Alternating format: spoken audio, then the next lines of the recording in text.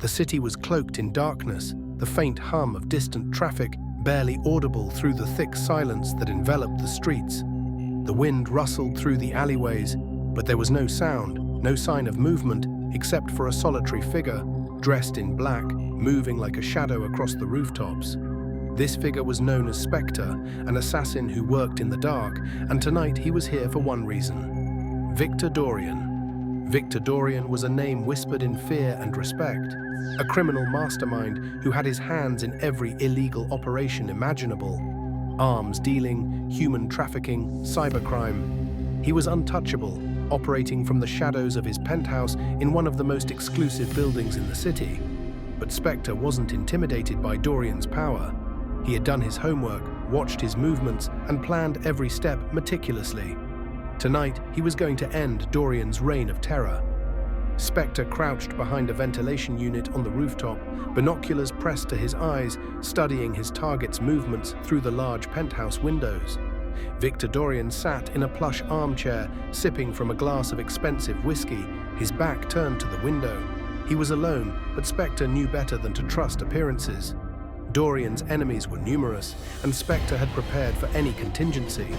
He shifted his position slightly, ensuring he remained out of sight from anyone in the building. His earpiece crackled to life. "Specter, are you in position?" Maya's voice was calm, professional, the voice of his handler, the one person he trusted above all others. "I'm in position. Target's in sight. You're sure no one else is in there?" "All clear. Dorian is the only one in the penthouse, but be careful, Specter. He's slippery. He won't go down easy." Specter took a deep breath and checked his equipment once again. A silenced pistol with a scope, a combat knife for close-quarters combat, and his trusted garrote wire for any silent takedowns. Everything was in place. Everything was ready. With fluid, precise movements, Specter descended from the roof, using the penthouse's skylight to gain access. He landed on the floor silently, the darkened room offering perfect cover. He slowly made his way through the penthouse, careful not to make a sound, staying in the shadows as he moved closer to his target. Victor Dorian, completely unaware, was on his phone, arranging details for an upcoming gala. Specter's eyes narrowed as he observed the scene. A few steps more, and he would have Dorian in his sights.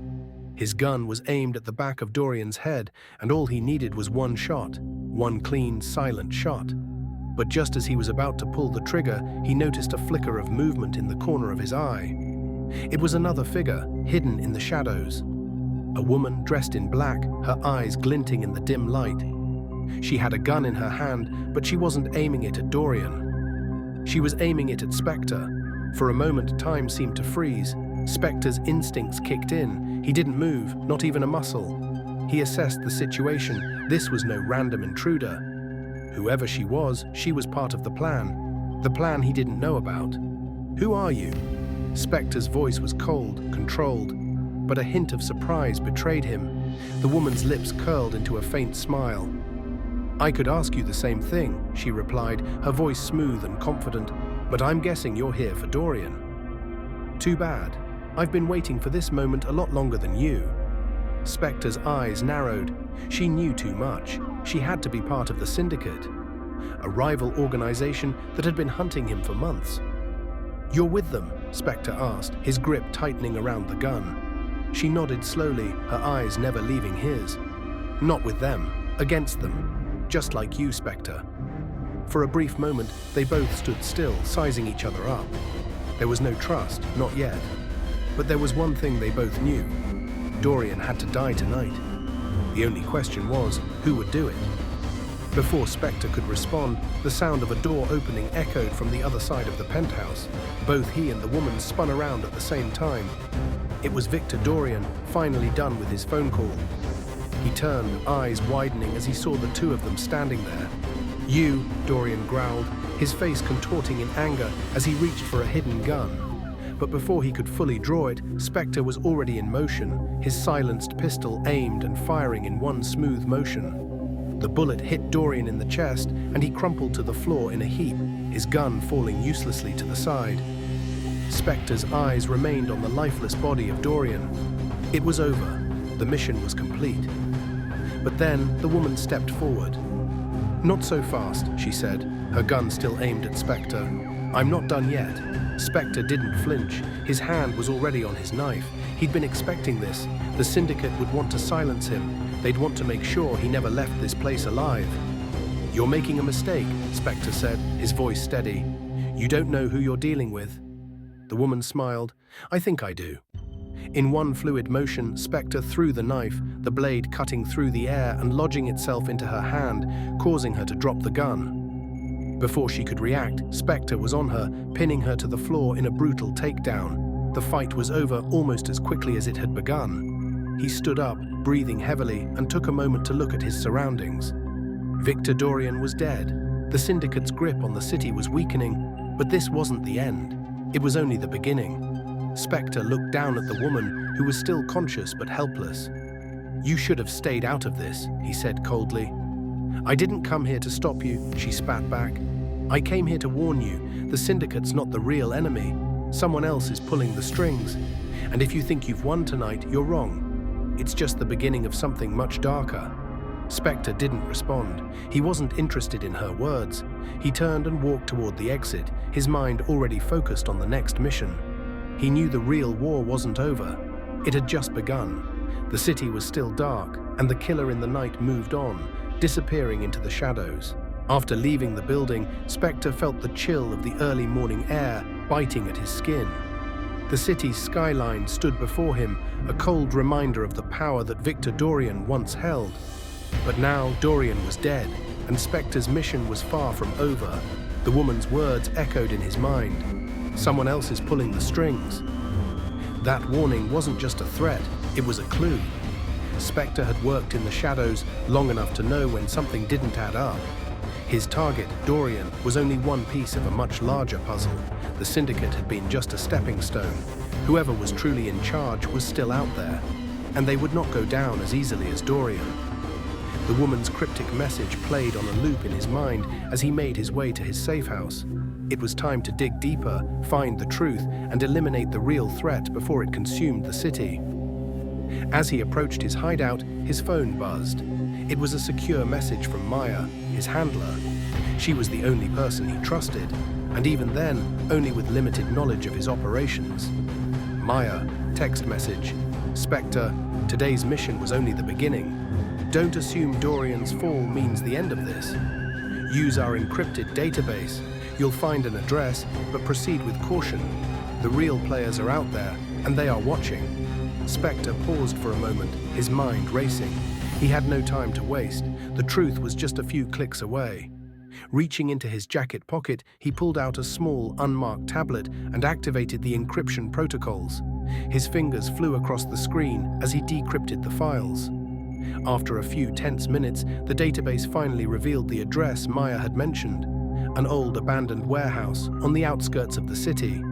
The name listed as the owner was a mystery: Alexander Voss. He had never heard that name before, but it didn't matter. Specter had a job to do. He quickly gathered his equipment, a fresh, silenced pistol, smoke grenades, and a tracker to ensure Maya would know his whereabouts. This was no longer a simple assassination. It was a hunt. Scene transition. The warehouse loomed ahead as Specter approached on foot, his every step measured and deliberate. The building was isolated, the windows dark, and there was no sign of life. But Specter wasn't fooled. He could feel the eyes on him. He knew better than to walk into an unknown situation without preparation. This was no ordinary hideout.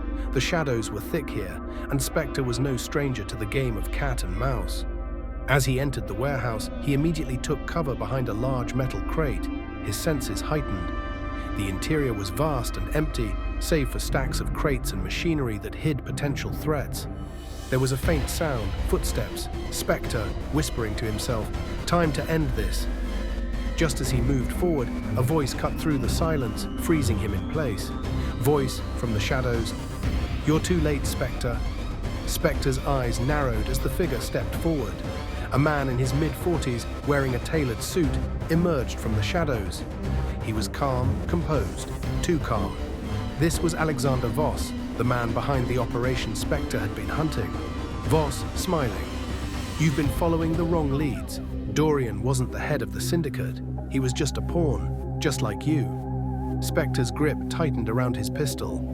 This was the moment he had been waiting for, the man who had been orchestrating the chaos from behind the scenes. Specter, coldly. "What do you want, Voss?" Voss chuckled softly, his smile widening. "What I want, Specter, is control. But you're too stubborn to understand. You've been hunting shadows, fighting ghosts. But the real power is in plain sight, and you've just walked into my trap." The sudden sound of heavy footsteps echoed behind Specter. He spun around just in time to see armed men emerging from their hiding spots, surrounding him from all sides. It was a setup, and he had walked right into it. Specter was trapped, but he wasn't worried. His training had taught him one thing above all else: never underestimate the darkness. In a flash, he threw a smoke grenade to the ground, filling the air with thick white smoke. His movements were fast, precise, as he drew his gun and fired in a split second. The first man went down, then another, and then another. Specter's training kicked in, and despite being surrounded, he moved with ruthless efficiency. But Voss wasn't done yet. From the haze of smoke, Voss's voice rang out again. "You can't win, Specter. This game is far from over." Specter didn't respond. He couldn't afford to be distracted. He had a job to finish, and that job involved taking down Voss. As he moved through the smoke, taking down the remaining men one by one, he knew that this was just the beginning. Voss was the first piece of the puzzle, but there were more to come. The real war was only just beginning.